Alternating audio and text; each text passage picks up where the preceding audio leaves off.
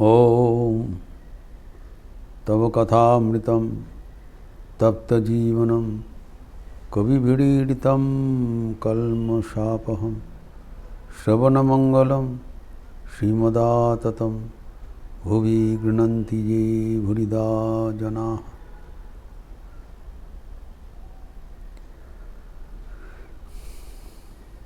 श्री श्री ठाकुर अपने अंतरंग भक्त त्यागी युवाओं जो उनके पास आते थे उनके साथ चर्चा कर रहे थे।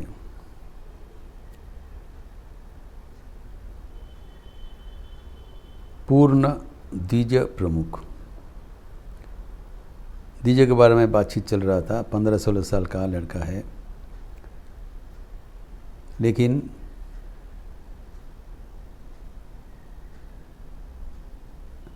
इतने शुद्ध सत्य होने पर भी उनके अपराध क्या है, भगवान के पास जाते हैं। ये बड़ा विचित्र परिस्थिति है। इसका चर्चा ही आज हम करेंगे, क्यों ऐसे होता है, ताकि हमारे जीवन में भी जब अनुरूप अवस्था आता है तब हम समझ पाएंगे। ये भक्तगणों के लिए एक विशेष तात्पर्यपूर्ण वार्तालाप।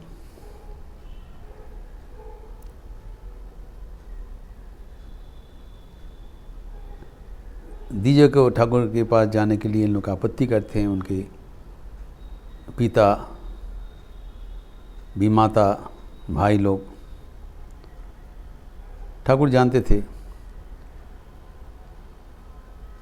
और सहानुभूति प्रकाश कर रहे हैं। और अभी बोल रहे हैं, देखो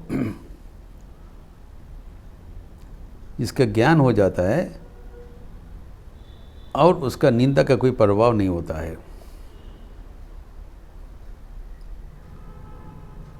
अतः ठाकुर के प्रति तुम्हारा पूर्ण विश्वास है, कोई निंदा करे या ना करे वो तुम्हारे लिए कोई फर्क नहीं पड़ेगा। उदाहरण देते हैं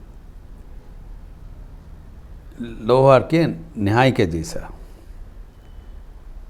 like the anvil in the hands of A black Smith. हथौड़ी का 1000 चोट वहाँ पर पहुँचता है, लेकिन न्याय का कुछ नहीं होता है। तो ठाकुर चाहते हैं कि उनके ये सब अंतरंग त्यागी भक्त वो न्याय का जैसे हो जाए। ठाकुर कहते हैं वो कूटस्थ है। उदाहरण का मूल बात है कूटस्थ है, मतलब वो अपरिवर्तनशील, नित्य है, स्थिर है, निर्विकार रहता है, उदासीन रहता है। संसार का कोई भी प्रतिकूल अवस्था आवे वो शांत समाहित रहेगा, जिसको ठाकुर के प्रति भक्ति विश्वास है। ये एक उनकी भक्ति का परीक्षा ठाकुर लेते हैं। अभी हमारे मन में एक प्रश्न आता है कि ठाकुर इतने कठिन परीक्षा, इतना निर्दय कैसे हो सकते हैं। जो अपना है, जो उनकी भक्तगण के भीतर अंतरंग है। ठाकुर बोल रहे हैं लोग सब हमारा अंतरंग है, एवं they qualified to be that also. कुमार वैराग्यवान, उच्च कोटि, पूर्ण तो ईश्वर कोटि है, तब भी इन लोग के इतना कष्ट झेलना पड़ता, मार खाना पड़ता है।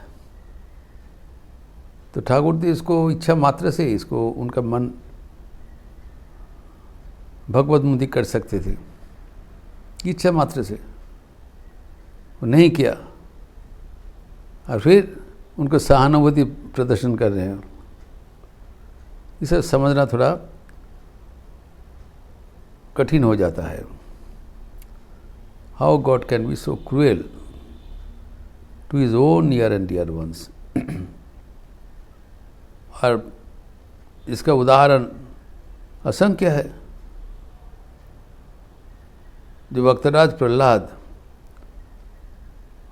भगवान की इतने प्रियतम भक्त है, उनका जीवन देखिए। उनके पिताजी हिरण्यकशिपु कितना कष्ट दिया,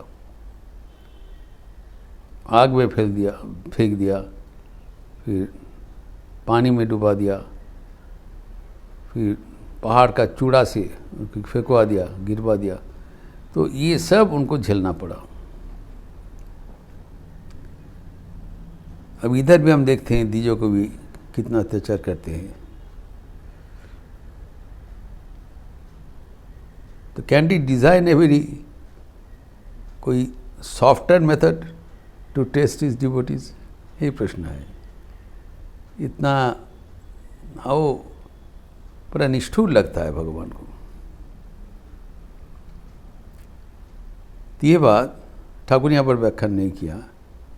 ये प्रश्न हमारे मन में रह जाता है।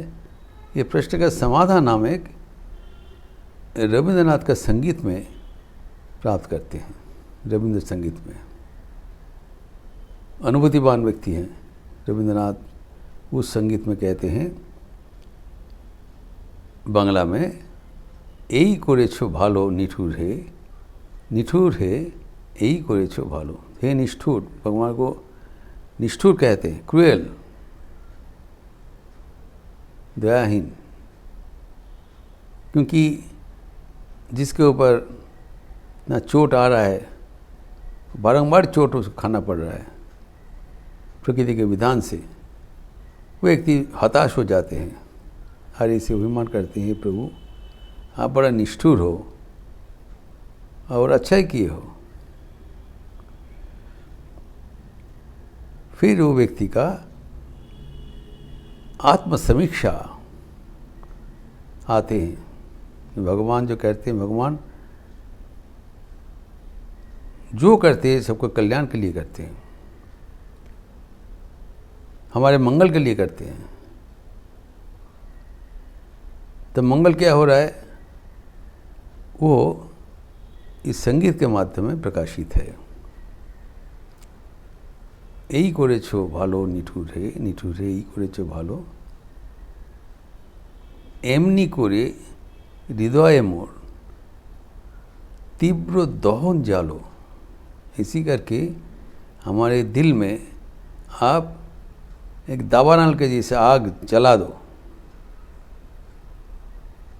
वही प्रार्थना कर रहे हैं भक्त, जला दो। तो क्यों? खुद ही उत्तर दे रहे हैं,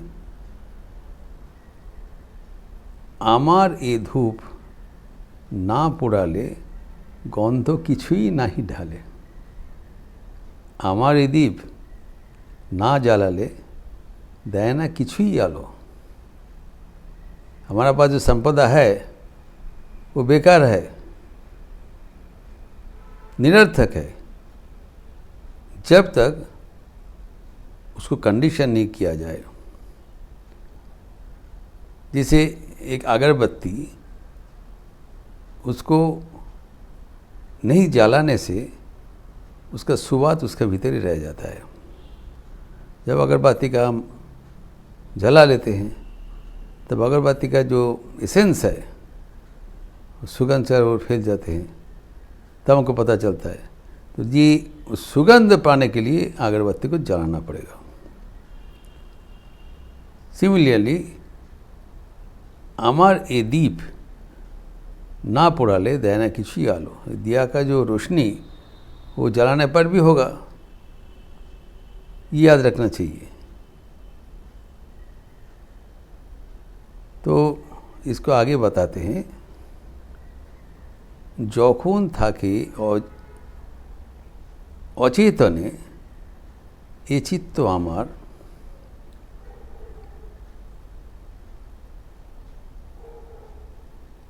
आघात जे तार परस्तव सही तो पुरस्कार। हमारे ये चित्त जब अचेतन रहता है, कोई सेंसिटिव नहीं होता है, becomes insensitive to spiritual calls.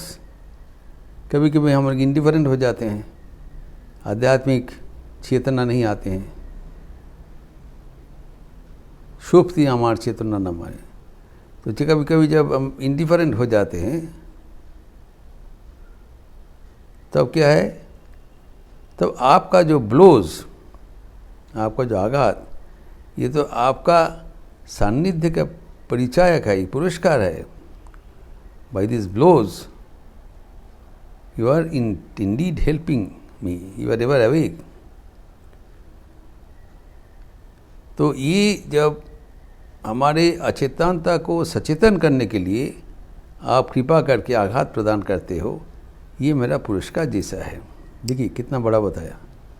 जो आघात को पुरस्कार बोल रहे हैं, जैसे जिसको हम निष्ठुर बोल रहे थे, वो निष्ठुरता उनको चाहिए। क्यों आखिर में बोलते हैं, अंधकारे मोरी लाजे चोखे तुम्हारे देखी ना जे, বজ্রে তোলো আগুন করে আমার যত কালো। ये अंधेरा में हम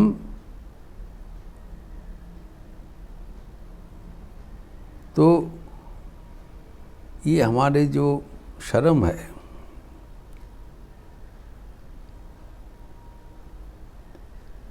ये शर्म की वजह से हम कुछ आगे नहीं बढ़ सकते हैं। शर्म है, अहंकार है, इसके वजह से आपको नहीं दिखाई पड़ रहा है। इसको क्या करने के लिए आह्वान कर रहे हैं कि हमारे भीतर जो ऐश्वर्य है, जो संभावना है, इसको प्रकाश करो, विकसित करो। उसके लिए जो कुछ पर्गेशन जरूरत है वो किया जाए।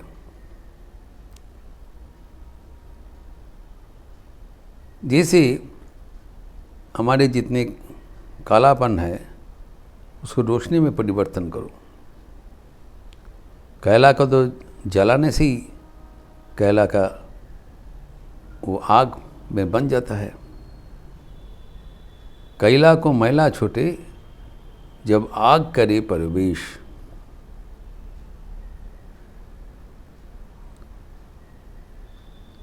सदगुरु पावे भेद बतवाए, अच्छा बतावे जब ज्ञान करे उपदेश। कैला को मैला छूटे जब आग करे प्रवेश। हमारा जो कलीमा था, कैला था, आप उसको आपकी जो कष्ट का जो तीव्र ज्वलन, उससे आप वो कैला को मैला हटा के उसको आग बना दीजिए, उज्जवल बना दीजिए। तो ये जो प्रक्रिया है, निष्ठुरता का प्रक्रिया, ये हमें जानना चाहिए, मानना चाहिए। इसलिए दूसरा संगीत में भी रविंद्रनाथ ठाकुर कहते हैं, आगुनेर परशमणि ছোঁয়াও প্রাণে ए जीवन पुण्य करो, पुण्य करो दहन दाने। ये जो हमारे जीवन, उसको आप पवित्र कर दो, पुण्य कर दो। कैसे? आग का स्पर्श देते हुए। कष्ट का जो अग्नि है, दुख का तीव्र दहन है, ये सब प्रेरण करके हमारे चित्त है वो साफ कर दीजिए। जैसे आग, सोने का जो है, आग स्पर्श करने से क्या होता है, सोने का जो खद है वो निकल जाता है, सोने उज्ज्वल हो जाता है। This is the necessary process of purifying the gold. इसलिए हमें याद रखना चाहिए कि हमारे जीवन में प्रतिकूलता ही अनुकूलता के सूचक है। स्वामी विवेकानंद कहते हैं, जब जीवन में प्रतिबंधकता आता है तब समझ लेना तुम्हारा स्वर्णिम दिवस आगत प्राय। कोई भी प्रतिबंधकता आए उसको अतिक्रम करने का हमारा भीतर छिपा हुआ शक्ति है, वो विकसित हो जाता है। तो इसलिए स्वामी विवेकानंद कहते हैं, adversaries are the forerunners of progress.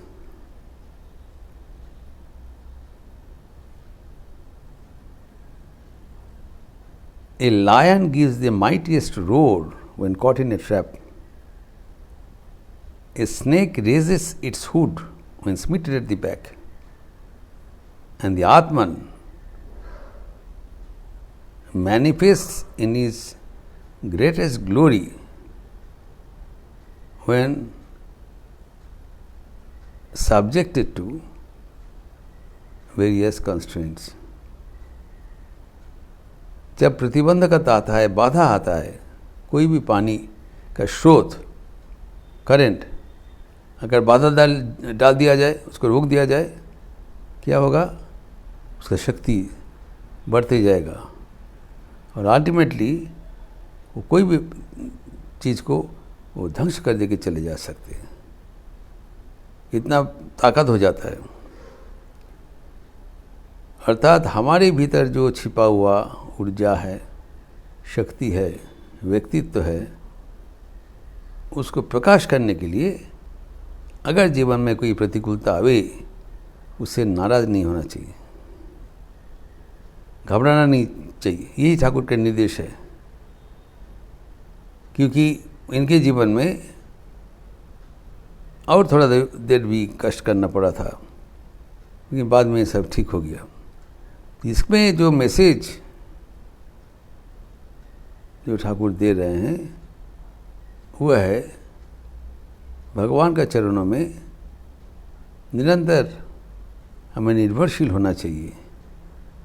वो जिस पंथा से ले जा रहे हैं उस पंथा ही हमारे लिए सर्वश्रेष्ठ है। और हमें याद रखना चाहिए कि जब कठिन परिस्थिति का चुनौती देना पड़ रहा है, मुकाबला करना पड़ता है, तो हमें अपने को भाग्यशील समझना चाहिए, ताकि यह परीक्षा का माध्यम से हमारे भीतर जो देवत्व है वो प्रकटित हो जाएगा, हमारे जीवन ईश्वर लाभ करते हुए सार्थक हो जाएगा। फिर इसके आगे ठाकुर कैप्टन उपाध्याय का कुछ प्रसंग कर रहे हैं, जिसका विस्तार हम अगले दिन करेंगे। ओम शांति शांति शांति। हरि ओम तत्सत। श्री राम कृष्णार्पणमस्तु।